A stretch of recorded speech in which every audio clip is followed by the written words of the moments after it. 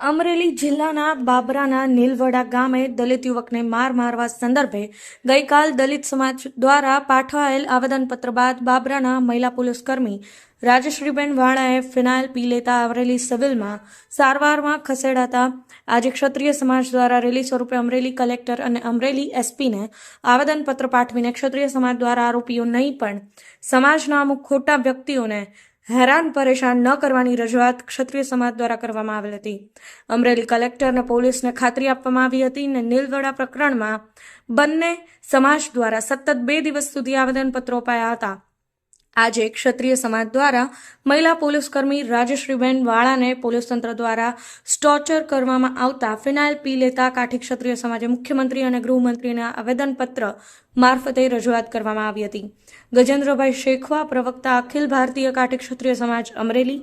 નીલવડા પ્રકરણમાં મહિલા પોલીસકર્મીને પોલીસ અધિકારીઓ દ્વારા ટોર્ચર કરવામાં આવતા ફિનાઇલ પી લેતા હાલ સારવાર તળે મહિલા પોલીસકર્મી હોય ને તબિયત સુધારા પર હોય ત્યારે આજે કાઠી ક્ષત્રિય સમાજ આવેદનપત્ર પાઠવતા અમરેલી એસપી સંજય ખરાતે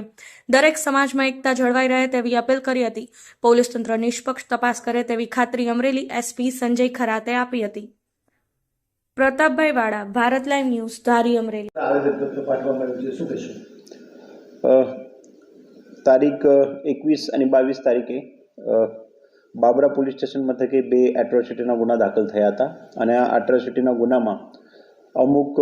લોકોના આમાં એફઆઈઆરમાં નામ હતા અને અમુક લોકોના ફરિયાદના કામે જે નિવેદન લીધેલ હતા આમાં નામ હતા। તે બાબતે એક જે ફરિયાદીએ નિવેદન લખાવેલું છે આમાં બાબરા પોલીસ સ્ટેશન મથકમાં કામ કરતા એક મહિલા પોલીસ કોન્સ્ટેબલનું નામ હતું અને તે બાબતે ગઈકાલે એ જે ફરિયાદી પક્ષ છે એના સમાજ તરફથી પણ એની ધરપકડ માટે આવેદન આપવામાં આવેલ હતું અને આજે મહિલા કોન્સ્ટેબલ છે એના સમાજ તરફથી કે જે પણ પોલીસ કાર્યવાહી કરે એ કાયદેસર કરે અને એ મહિલા પોલીસ કોન્સ્ટેબલે ગઈકાલે જે દવા પીધી હતી, ફિનાઇલ પીધી હતું, તે બાબતે હાલ સારવાર હેઠળ છે અને તે બાબતે આ લોકોએ આવેદન આપેલ હતું। તે બાબતે અમારી તરફથી આ સમાજને અને બંને સમાજને, ગઈકાલના સમાજને અને આજે પણ એક આશ્વસ્ત કરવામાં આવેલ છે અને જિલ્લા પોલીસ વડા તરીકે હું ફરીથી એક વખત બંને સમાજને આશ્વસ્ત કરવા માગું છું કે પોલીસ તપાસમાં જે પણ નીકળશે તે મુજબ પોલીસ ચોક્કસ કાર્યવાહી કરશે। મારી બધા પાસેથી એક અપેક્ષા છે કે આપણે એક સામાજિક સમરસતા, આપણે સામાજિક એક ગામમાં આપણે એક ભેગા રહેતા હોય છે ત્યારે એક સામાજિક સમરસતા સમાજના વડીલો છે એ જાળવાઈ રહેવું બહુ જરૂરી છે, જેથી કરીને આ બનાવમાં બીજું બનાવ કોઈ બને નહીં અને એક સામાજિક સમરસતા, ગામનો વિકાસ અને આપણી જે યુવાધન છે એક સકારાત્મક દૃષ્ટિની એની જે તાકાત છે, ઉર્જા છે એ લઈ જાય અને તે માટે અમે ફરીથી આ લોકોને આશ્વસ્ત કરેલું છે કે અમારા એએસપી આ ગુનાની તપાસ કરે છે બંને અને અમે આ ગુનાના કામે કોઈ પણ ખોટા વ્યક્તિને અને કોઈ પણ જે દોષી વ્યક્તિ છે એ કોઈને પણ આ ગુનાના કામે પોલીસ છોડશે નહીં। જે દોષી છે એની અત્યારે જ નહીં, થેટ કેસના જે તપાસના કામે ચાર્જશીટ અને ચાર્જશીટ પછી જ્યારે કેસ ટ્રાયલમાં ચાલશે ત્યાં સુધી અમે છેક સુધી લડીશું અને આમાં જે પણ પુરાવા છે એ પુરાવા વૈજ્ઞાનિક પુરાવા છે, બાકી મૌખિક પુરાવા છે, સાંયોગિક પુરાવા છે, એ તમામ પુરાવા ભેગા કરીને કોર્ટમાં એક મજબૂત ચાર્જશીટ કરીશું અને સાથે સાથે આજના સમાજનું જે આંદોલન અને મને આવેદનપત્ર આપેલું છે એને પણ આશ્વસ્ત કરવા માગું છું કે કોઈ વ્યક્તિનો આમાં સંડોવણી નહીં હોય, જેમનો કોઈ પુરાવા નહીં હોય તો તમે નિશ્ચિંત રહેશો, આમાં તપાસના અંતે જે પણ સાચું હકીકત છે એ સામે આવશે। જે આવ્યા હતા આવેદનપત્ર આપ્યું કલેક્ટરને, મામલતદાર, એસપી સાહેબને, શું કહેશો? મારું નામ ગજેન્દ્ર શેખવા છે। હું અખિલ ભારતીય કાઠી ક્ષત્રિય સમાજ રાષ્ટ્રીય પ્રવક્તા તરીકેની મારી જવાબદારી છે। ગત તારીખ 22ના રોજ બાબરા તાલુકાના નીલવડા ગામે એક બનાવ બનેલ હતો, જેમાં 2 સમાજ વચ્ચે, અમારે કાઠી સમાજ અને સામા દલિત સમાજ વચ્ચે એટ્રોસિટીનો એક બનાવ બનવા પામેલો હતો। જે બનાવનું મૂળ કારણ હતું, જે બનાવ બનેલ હતો તે 17 થી 18 વર્ષની ઉંમરના યુવાન ભાઈઓ હતા, એમનો બનાવ હતો। તે બનાવને લઈને જ્યારે લીલવડાથી એ લોકો આગેવાનો જ્યારે રજૂઆત કરવા માટે બાબરા પોલીસ સ્ટેશને આવેલા ત્યારે આજે રાજેશ્રીબેન વાળા છે તેઓ પણ એક સમાધાનના ભાગરૂપે બંને પક્ષમાંથી સામસામા આવેલા ત્યારે અન્ય જે સામે સમાજમાંથી ખરાબ વર્તન બેન સાથે કંઈ કરેલું છે તે બાબતનો પાછો આ જે મુખ્ય આરોપી તરીકે જેને ગણવામાં આવે છે ભૈલુભાઈ વાળા, એમની ઉપર પણ મારામારીનો બનાવ બનેલો અને ત્યારબાદ આજે રાજેશ્રીબેન છે એમને એક આરોપી તરીકે અટક કરી લેવામાં આવેલા હતા